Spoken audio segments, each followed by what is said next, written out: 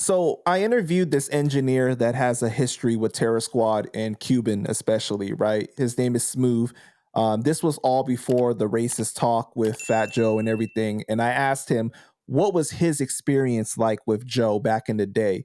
And he actually said that Joe would say things like, it's our time, it's our time as Latinos now. And Smooth is black, but he passes as like people think he's light skinned enough that people think that he's Latino, right? So then Joe would say things like, it's our time now as Latinos. Them Moyos had their time.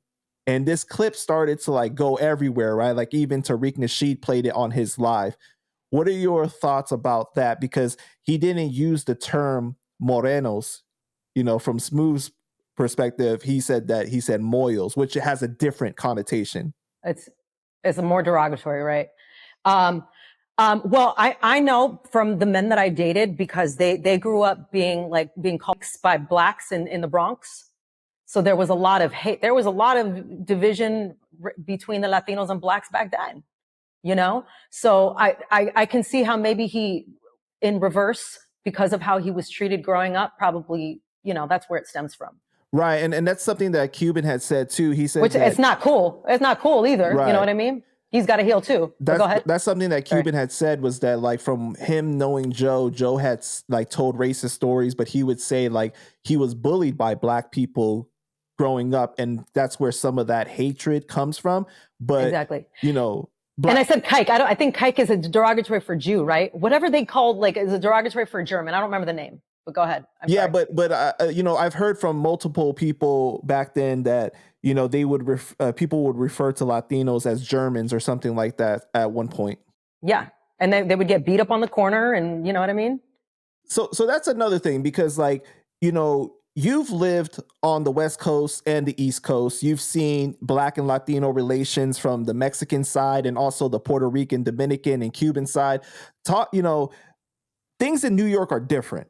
Right. Like there's people that say that, the relations between blacks and Latinos in New York are like, we viewed each other as one and the same at one point. That's why the Latinos get to say the N-word and they say things like, we grew up in the same housing projects. We experienced the same hardships.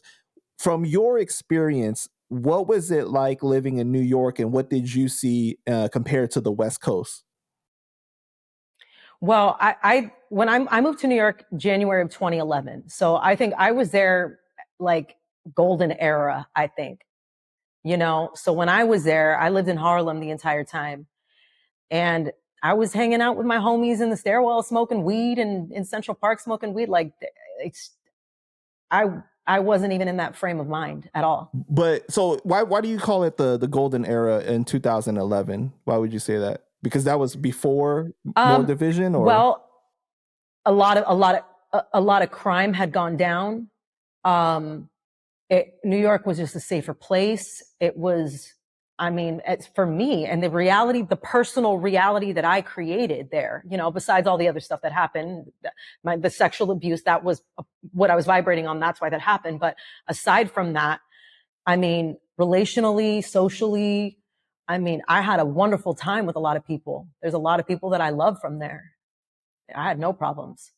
And you had Black and Latino friends in New York? Every race, Middle Eastern, Black, Asian, every race. Gotcha. And you coming up in LA during your younger years, right? What was your experience like seeing the racial, because, there is a lot more racial divide in LA between Blacks and Latinos there. What was your experience like?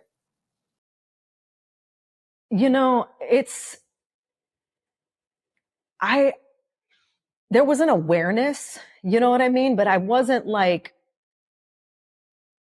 as a kid, I literally, like, my sister had a different experience so my dad forced us to sit down and watch the Malcolm X documentary and taught us about all that. And after that, my sister actually started hating white people because of watching all those documentaries and stuff. So your dad didn't raise you guys to be racist. Like, he didn't say stay away from Black people, because that's like. No, we grew up in the church. We're Christian. You have to love everybody. You know what I mean? So, but she took on, same programming, right? But she had a different reaction to that. And she ended up, kind of, having a lot of animosity toward white people and experienced racism from white people in her personal reality. Whereas I didn't. I just loved everybody and welcomed everybody. And I remember taking in that information, but I didn't allow it to affect me and to create a certain reality about white people or anybody for that matter.